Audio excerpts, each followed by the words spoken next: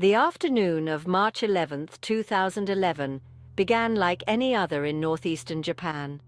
A cold, bright sky hung over the coastal towns nestled along the Pacific. The people of Fukushima Prefecture went about their daily routines, unaware that history was about to unfold on their doorstep. Then, at 2:46 p.m., the earth roared. A magnitude 9.0 earthquake, one of the most powerful ever recorded, ripped through the seabed off the coast of Japan. Buildings swayed, roads buckled, and the ground danced beneath people's feet. The tremors seemed to stretch on forever, leaving behind a trail of destruction and panic. Yet, this was only the beginning of the nightmare. As the earth stilled, a new threat emerged from the horizon. Walls of water towering dozens of feet high surged towards the coastline. The tsunami, unleashed by the earthquake's immense energy, swallowed entire towns in its path. Homes were reduced to matchsticks, cars tossed like toys, and the landscape forever altered. In its wake, the tsunami left a canvas of utter devastation. Among the hardest hit was the Fukushima Daiichi nuclear power plant. Located on the coast, the plant bore the full brunt of the tsunami's fury.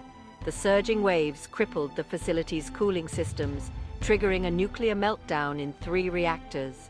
An invisible threat, silent and deadly, began to spread, adding another layer of horror to the unfolding disaster.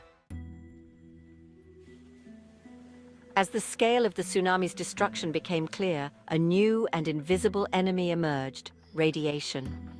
The crippled reactors at Fukushima Daiichi were spewing radioactive material into the air and water. An exclusion zone was hastily established, forcing thousands from their homes. Fear and uncertainty gripped the nation. The invisible threat of radiation added a chilling dimension to the disaster. Scientists and officials scrambled to assess the risks, while residents anxiously awaited news. The airwaves hummed with updates, warnings, and reassurances, but the true extent of the danger remained unclear. Evacuation orders expanded as the situation at the plant worsened. Families were torn apart, forced to leave behind homes, pets, and livelihoods. The elderly and infirm were carried to safety, their faces etched with confusion and fear. The silent threat of radiation cast a long shadow over their future. Inside the stricken power plant, a desperate battle was underway. Workers, dubbed the Fukushima 50, risked their lives to contain the nuclear meltdown. Exposed to dangerous levels of radiation, they toiled tirelessly to avert a catastrophic explosion. Their bravery, in the face of invisible danger, marked a testament to human resilience and self-sacrifice. The evacuation from the Fukushima area was chaotic and heartbreaking. Families were separated, belongings left behind, and communities uprooted. The invisible threat of radiation hung heavy in the air, adding to the sense of urgency and fear. One young mother, clutching her infant child, recalled the frantic escape from her village. The ground shook, sirens wailed, and the air crackled with tension. She joined a sea of refugees, their faces etched with fear and uncertainty. They carried with them only what they could grab in those terrifying moments, leaving behind the familiar comfort of home. For many evacuees, the journey led to makeshift shelters. Crowded gymnasiums and community centers became temporary homes. Families huddled together, sharing meager resources and anxieties. The initial shock gave way to a numbing sense of displacement. The invisible enemy, radiation, had taken their homes, their livelihoods, and their peace of mind. The elderly, in particular, struggled to cope with the disruption, their routines shattered, their familiar surroundings gone. A sense of loss permeated the shelters as they yearned for the normalcy of their former lives.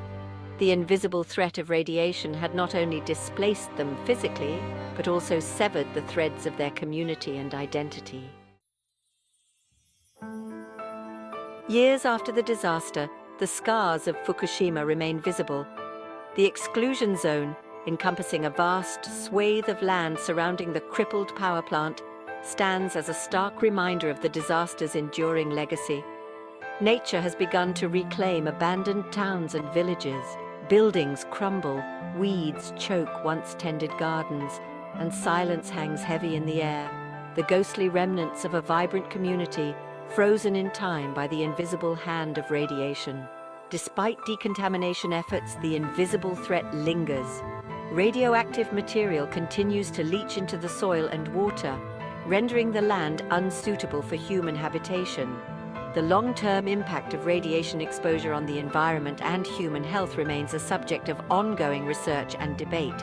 Yet amidst the desolation, glimmers of hope emerge.